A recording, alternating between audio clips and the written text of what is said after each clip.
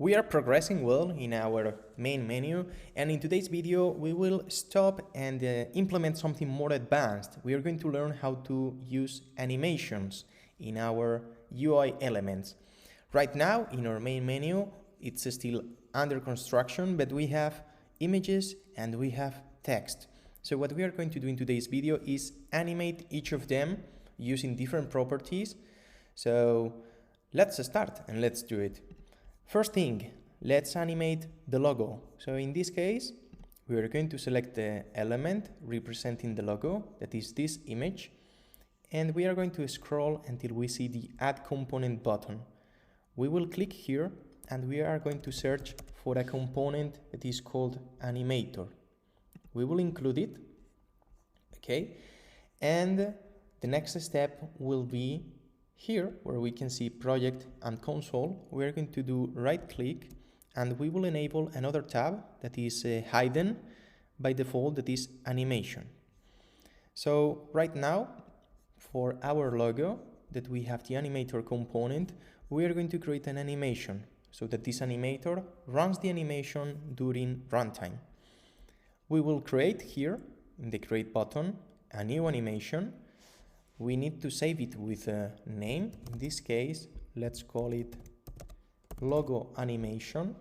We click save and it's created. In here we can see the different animations we have in this project. Right now, only one. For this logo animation, we can choose one or more properties that we want to change. So for example, if we go to the logo, we can implement an animation that is going to modify the scale so that we increase it or decrease it during runtime. Let's do it and you will see the result. So here we're going to add a property to the logo animation. Inside the component Rect Transform, we're going to be modifying the scale. So we will open Rect Transform and we will see scale. Let's click the plus button next to it. So now, if we open this, we have the different axes that we can modify.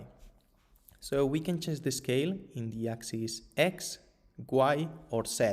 As this is 2D game, we are only going to change X and Y. The Z will not take any effect.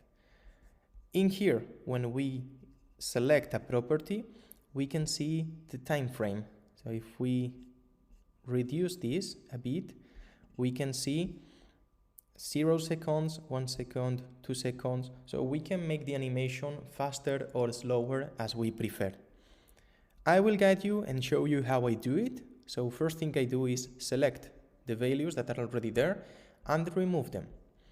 By default, when we are starting in the 0 seconds, we have a scale of 1, 1, 1. What I will do is that when we arrive to 1 second, the scale will be 1.5 and 1.5 in X and Y. Okay, the result will be this one, but for sure in the middle, from 0 to 1 second, it will increase progressively. Okay, will be smooth. So in the 0, it will be in 111.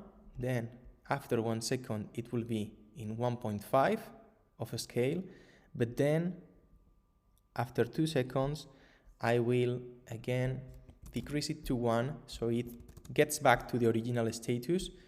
And let's say we have a loop, so it will constantly move from 1 to 1.5 to 1 again, to 1.5 to 1 again. It's like a loop. It will keep increasing and decreasing automatically during runtime. If we want to check the animation, we don't need to run the simulation in here. We can directly from the animation panel click play and we can see the result. So we can see, for example, that this is increasing and decreasing in a scale. We can see the values in here changing and it's working fine. If this is too fast for you, for your game, you can for sure use this time frame and decrease it or increase it to your needs. Okay, so we have here the first animation for our logo where we have used the scale property.